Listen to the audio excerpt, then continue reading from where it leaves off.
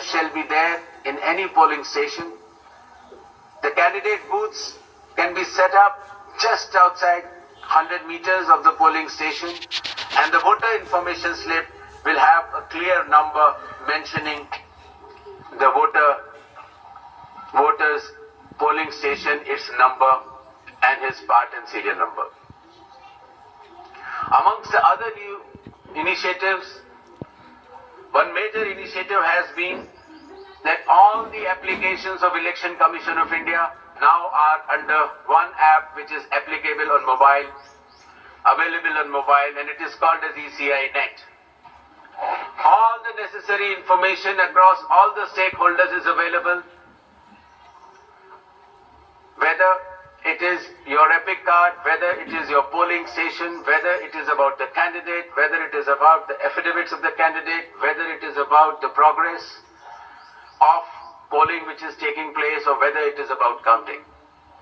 There shall be 100% webcasting to ensure transparency in each and every polling station. The presiding officers of every polling station shall input the number of votes cast after every 2 hours to ensure that voting percentages which are being relayed through the media to the public at large is by and large accurate, and at end of the poll, whatever the figures are there in 17C, accordingly the percentage is also displayed without any further delay. All the booth level officers have been given identity cards so that our electors and the households can identify them easily, and since our electoral staff has been working very hard, their remunerations were also increased. ECI Net, as I mentioned, will be containing all the 40 different applications integrated in a seamless manner.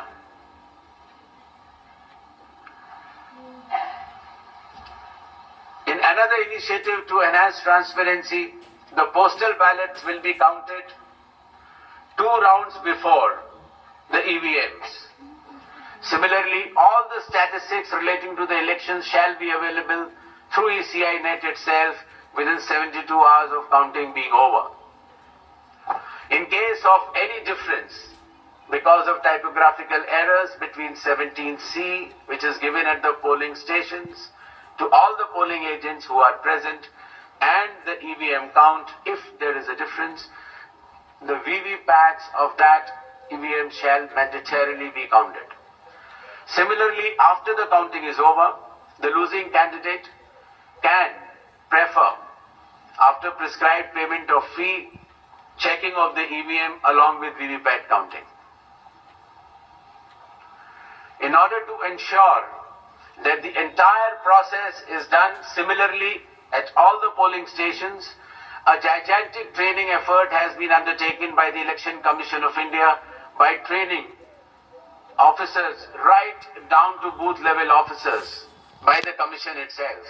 The booth level agents were also trained, of course the police officers, the DEOs, the communication officers, and this capacity building exercise had been piloted by India International Institute for Democracy and Election Management, IIIDM, which is run by the Election Commission of India. Election Commission of India also trains officers of more than 100 countries concurrently. In order to have a substantial dialogue and engagement with the stakeholders, the Commission adopted a consultative and collaborative approach by which more than 4,700 all-party meetings were held by all the returning officers, DEOs and CEOs of this country.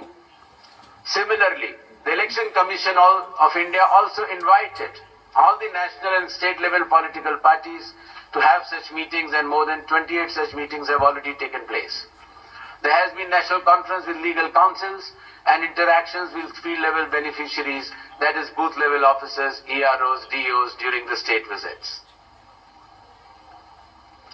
There have been other host of new initiatives which have been mentioned here, totaling to number 30. The slides will be there, and the Commission has been extremely proactive, transparent, efficient and consultative in its approach to ensure that the experience of election is much more pleasant to our prime stakeholder, that is the elector.